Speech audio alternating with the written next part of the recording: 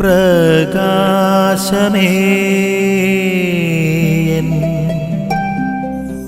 മിഴി തുറക്കുക വേഗം.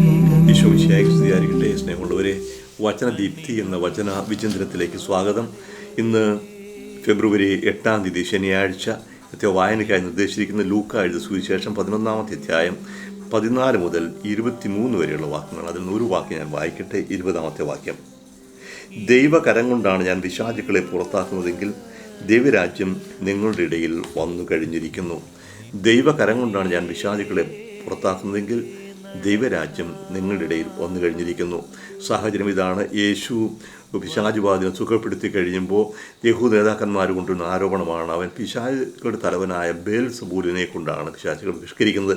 ഇപ്പോൾ യേശുവിനെ പിശാചിൻ്റെ തലവൻ്റെ പിണിയാളായി സേവകനായി അവതരിപ്പിക്കുകയാണ്. ദൈവപുത്രൻ പിശാചിൻ്റെ സേവകനായി മാറുന്നു. എന്തൊരു വിഡ്ഢിത്തമാണ് പറയുക. പക്ഷേ അങ്ങനെയാണ് ആരോപണം.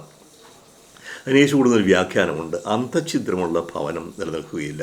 പിശാചിനെതിരെ തിരിഞ്ഞാൽ എങ്ങനെയാണ് നിലനിൽക്കുക? അപ്പോൾ ഇതൊരു വലിയ പാഠമാണ്. അന്തഛിദ്രമുള്ള ഭവനം, രാജ്യം എല്ലാം തകർന്നു പോകും. നമുക്കും ഒരു പാഠമാണ്. നോക്കുക, സഭയിലും അന്തഛിദ്രം ഉണ്ടായാൽ തകരും. ഇന്ന് പ്രത്യേകം ശ്രദ്ധിക്കേണ്ട ഒരു കാര്യമാണ്. അന്തഛിദ്രം ഉണ്ടാകുമ്പോൾ തകർന്നു പോവുക. അതിന് പുറമെ യേശു പറയുന്നത് വാചകമാണ്: ദൈവകരം കൊണ്ടാണ് ഞാൻ പിശാചുകൾ ബഹിഷ്കരിക്കുന്നത്. ദൈവരാജ്യം വന്നു കഴിഞ്ഞു. എന്താണ് ദൈവരാജ്യം?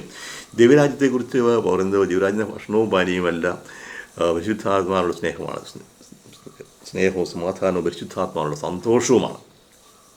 ഇപ്പോൾ ദൈവത്തിൻ്റെ രാജ്യം അത് മനുഷ്യബന്ധങ്ങളിൽ പ്രകടമാകും. ദൈവത്തിൻ്റെ രാജ്യം ദൈവത്തിനോട് പിതാവാണ്, നമ്മളെല്ലാവരും ദൈവത്തിൻ്റെ മക്കളാണെന്നുള്ള ബോധ്യം, ആ ദൈവത്തിൻ്റെ ഹിതം പൂർണ്ണമായി ഈ ഭൂമി നടപ്പിലാകുന്ന അവസ്ഥാവിശേഷം ആണ് ദൈവത്തിൻ്റെ രാജ്യം. നീതി, സമാധാനം, സന്തോഷം, ഇത് യാഥാർത്ഥ്യമാകണം.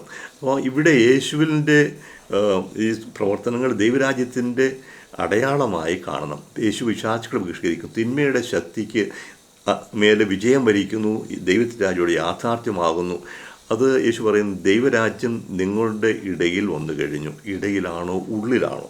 ഇപ്പോൾ നിങ്ങളിൽ എന്ന് മത്തായി കാണും, ഇവിടെ ഇരുന്ന് എന്ന് പറയും. ഇപ്പോൾ രണ്ടുമുണ്ട്. ദൈവരാജ്യം എവിടെ പ്രകടമാകുന്നത്? എൻ്റെ ഹൃദയത്തിലാണോ സമൂഹത്തിലാണോ? രണ്ടും ഉണ്ടാകണം. ഹൃദയത്തിൽ തുടങ്ങണം.